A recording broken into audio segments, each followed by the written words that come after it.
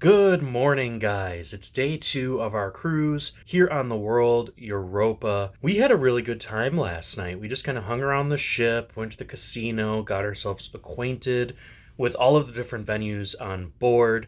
Of course, there's still a lot to explore. That's one thing we've learned from cruising is that you shouldn't try to do everything in the first night. We have 7 days to experience everything that this cruise ship has to offer, and we'll be taking those days. Overall, the first night in this cabin was pretty good. There are a few complaints that we had, which we'll share with you. We'll do a separate video on this room and a ship tour so we can share everything, the goods, the bads, the uglies about this cruise cabin in that video. So we are in the port of Genoa right now in northern Italy on the western Mediterranean side. It's actually a beautiful port city. It's known for its seafaring ways. Christopher Columbus is from here, and it's just had a big maritime history. So we're going to go out and explore the city a little bit. We're not going to spend too much time out there. There's not a whole lot to see in Genoa as far as like tourist attractions, but it'll be nice to get off the ship and stretch our legs a little bit. Before we go out though, we are going to get some food. So we're going to go down to the restaurant called Pizza and Burger, where they serve, you could probably guess, pizza and burgers. It's located on deck 6, right in the main atrium area with that beautiful, stunning roof and kind of the 3 stories open. It looks like a big shopping mall almost. So we're going to go down there and get a bite to eat, and then we'll see you guys landside in Genoa. So we are in the pizza and burger place. How's your burger? It's actually pretty good. I got the one with like mushrooms and mayo and cheese and stuff. Nice. I mean, it's kind of probably buffet quality, but it's not bad. Yeah, and so this is a complimentary restaurant on board. So it's all free. You just kind of walk in and you can get whatever you want from the stations here. It's like a buffet. But it's kind of nice that this is separate from the actual buffet, because the actual buffet is kind of nuts. So it's nice to be able to come here if you just want pizza or a burger and be able to eat it in relatively quiet environment. So yeah, overall decent. We made our way down from deck 6, following the signs that led us to the exit so we could get out and enjoy the city. The port building of Genoa is relatively small, and it was easy to find our way out. Once outside, we admired this beautiful ship propeller fountain in the courtyard. From here, it was only a 5-minute walk to the Principe metro station, where we could buy a €2 110-minute transit ticket to get around the city. We found Genoa to be relatively small and well connected with a single metro line, so we decided to use it throughout the day instead of spending much more on taxis or Ubers. We made our way to one of the central squares of the city, the Piazza dei Ferrari. There's that big fountain, huh? Yeah, it looks very big. Yeah, it's on all the pictures and everything for Genoa, so Apparently. we should probably go check it out. Yeah.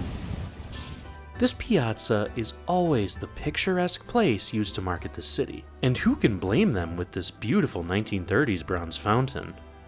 The fountain is surrounded by some beautiful architecture, and the square is the home of several banks and places of cultural significance, like the Doge's Palace and the Teatro Carlo Felice. We found that Genoa was actually a great place just to wander around the many winding alleys and streets. We even found this nice little market here.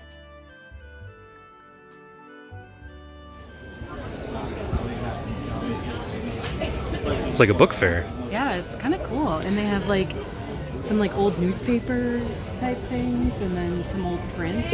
Yeah. Kind of like it. Interesting. And then we got like a market out here. Yeah.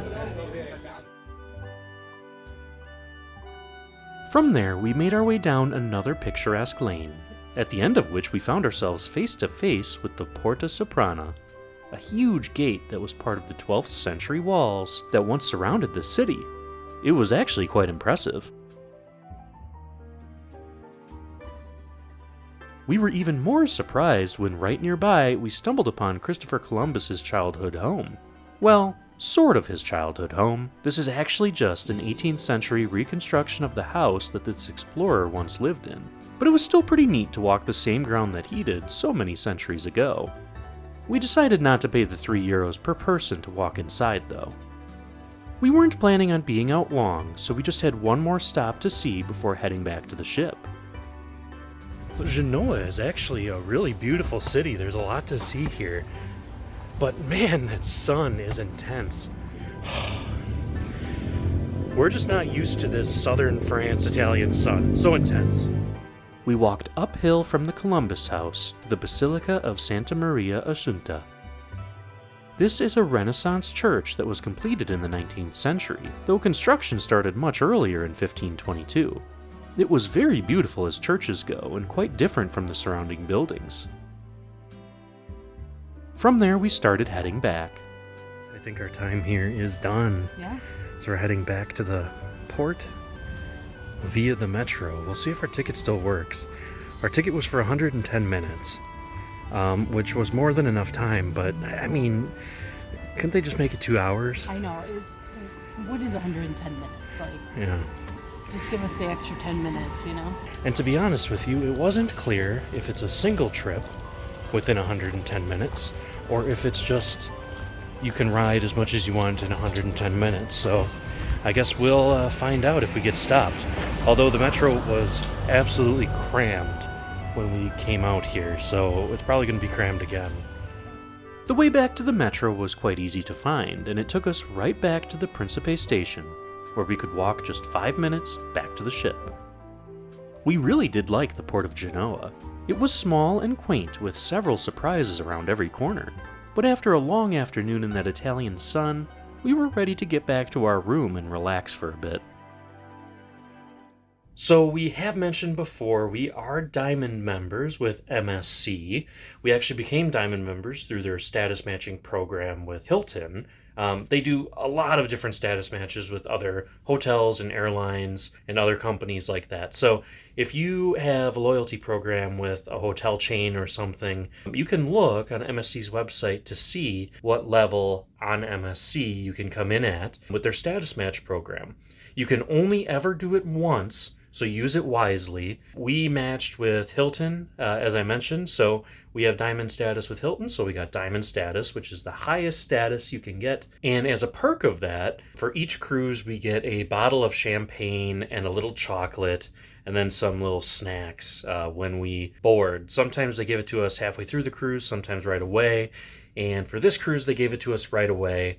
Today, we're going to drink the champagne as we're leaving from Genoa. Hopefully it's a nice sail out. But yeah, we're going to enjoy it on our balcony with our free champagne. Ooh. And so I actually just realized it's not champagne that they gave us, it's Prosecco. So all of you champagne snobs who will say it has to be from France to be champagne, don't worry, it's not champagne, it's Prosecco. But still a nice little treat to have when we got in our cabin. So we're opening this in the room, which might not be the best idea, I know, but hopefully if it does start spilling over, I can make it out there. yeah. Ooh. No better sound. I think you said that exact same thing last time. Really? I mean, it's true though. Oops. Seems like we're getting ready to leave, huh? It's very slight movement. We always enjoy sitting out on the balcony to watch the sailouts from cities like this, but today there seemed to be an inordinate number of seagulls flying around the ship. And we soon found out why. Don't be this person, guys. Literally holding out a cookie. Don't be the people on this cruise that are feeding the birds, throwing them things from the upper decks. First of all, it's very illegal everywhere to throw things into the ocean. So you could get in trouble, and then also you could get kicked off the ship. So we actually did have a captain threaten that when we were on the Norwegian Prima up in the fjords of Norway, because people were throwing things to the birds and things like that. Plus they just make a mess all over the top decks that the crew has to clean, so don't be those people. Even though we were feeling a bit like Tippi Hedren in a Hitchcock classic, we decided to stay out on our balcony and watch the sail away. We are always amazed at how these cruise captains and pilots can maneuver these massive ships through relatively small ports and canals, avoiding all of the obstacles in their way. There was just something so calming about watching the ship slowly move through the harbor and eventually steam faster and faster out to sea. Personally, I also really like watching the cargo ships being loaded and unloaded. Is that just me?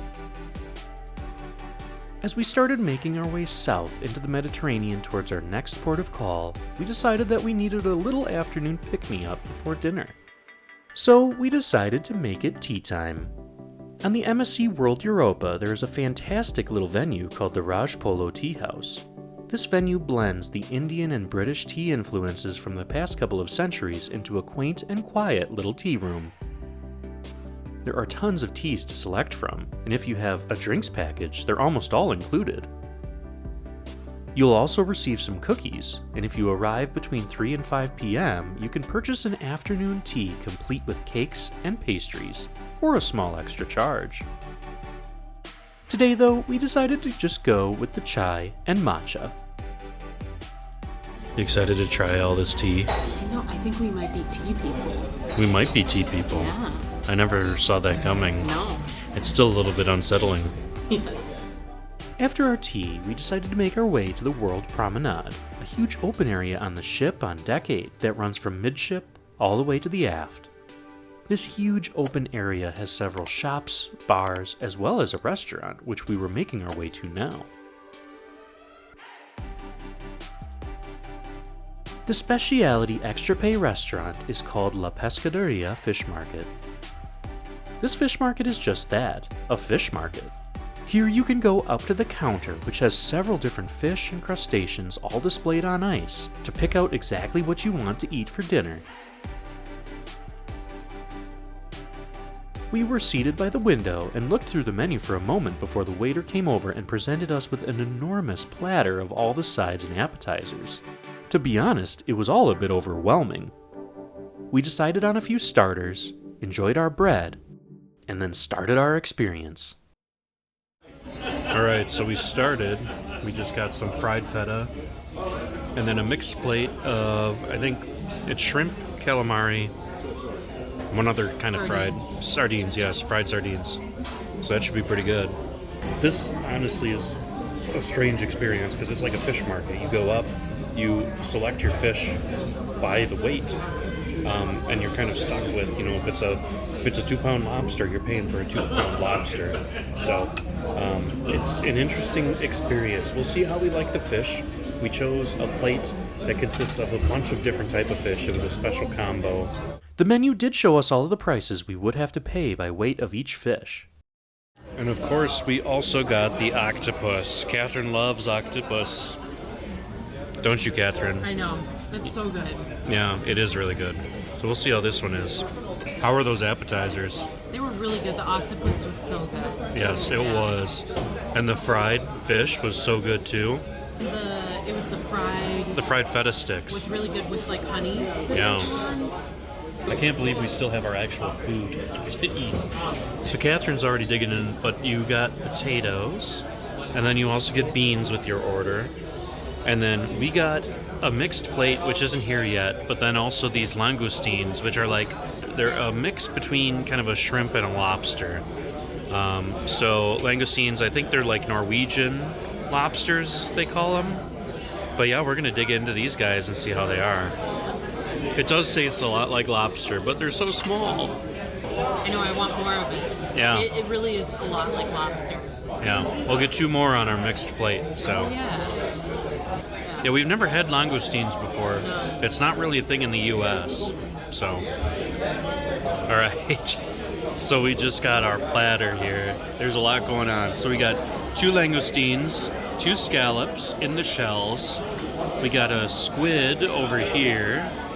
And then, what were the fish? One was, I don't remember the fish, but one was a red mullet. I mean, I'm sure it'll be good. So let's dig into this thing.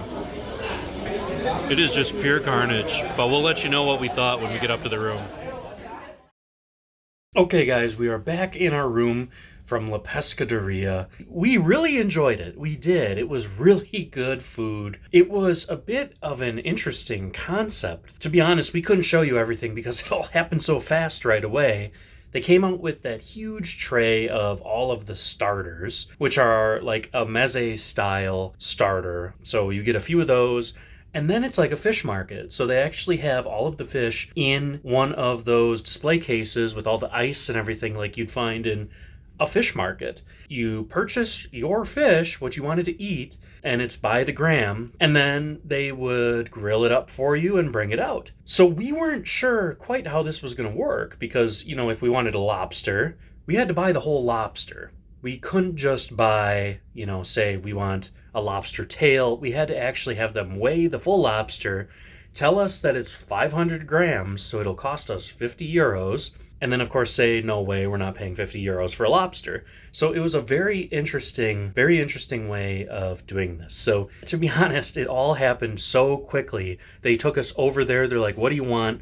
You pick what you want, they throw it in, and then you sit back down, and it's over, and you wait for your fish. So it was a very, very quick transaction. So just a very interesting way of doing a specialty restaurant. So overall, we ended up getting 3 of the starters. We got the fried calamari, sardines, and shrimp, as well as the fried cheese. And then we also got the grilled octopus. They come with potatoes and beans. And then we ended up getting the mixed plate, which was a mullet, some other type of fish. It looked like a really big sardine. We're not sure what it was. 2 langoustines, 2 scallops, and a squid, which that was all grilled up for us. And then we added 2 more langoustines on top of that, which ended up being a really good amount of food for us. And then our total bill ended up being 112 euros after the taxes and fees.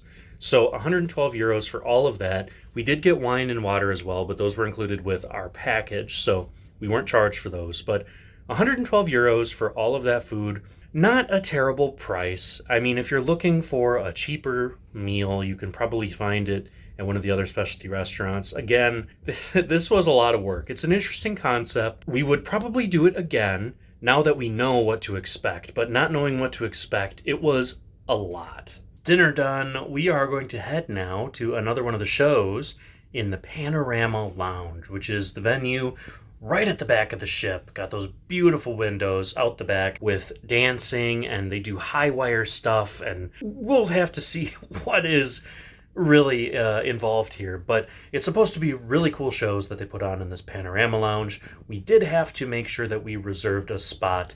You can reserve a spot right on the app, the MSC For You app, which makes it pretty easy to go ahead in the morning, see what the shows are that evening, reserve your spot for the time of the show that you want, and then you just show up. So that's what we're going to do, and we'll see you guys there. The Panorama Lounge was such a cool venue. There's relatively limited seating here though, so make sure you reserve your spot before going to one of the shows. It was amazing how everything here was illuminated, even the walls and floors. During the day, this lounge is a great place to just sit and watch the sea go by, but generally the bar isn't open until evening shows.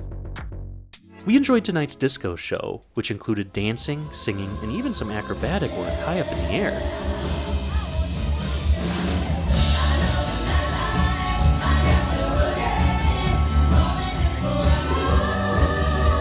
With that, we made our way back to the stateroom to end the second night of our cruise.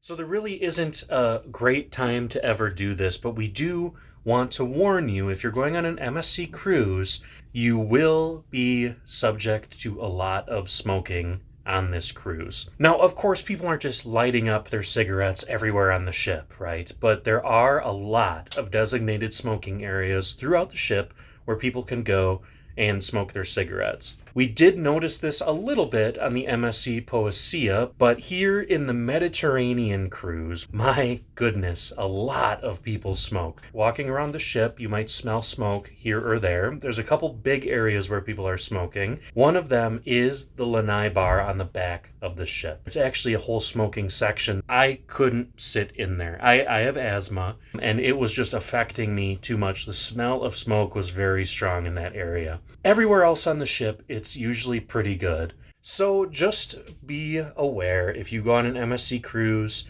there is probably going to be a lot of smoking on board. Nothing against smokers, but we are affected by the smoke. So if you are affected by the smoke, just know that it will be around in some areas.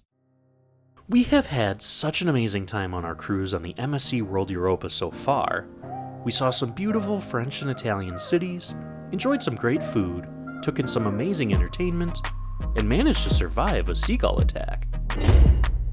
Make sure you check out the next part of our journey when we arrive in the beautiful port of Naples. We get denied when we try to order some coffee, and we enjoy an American steakhouse in the middle of the Mediterranean. Thanks for watching, and we'll see you in the next one.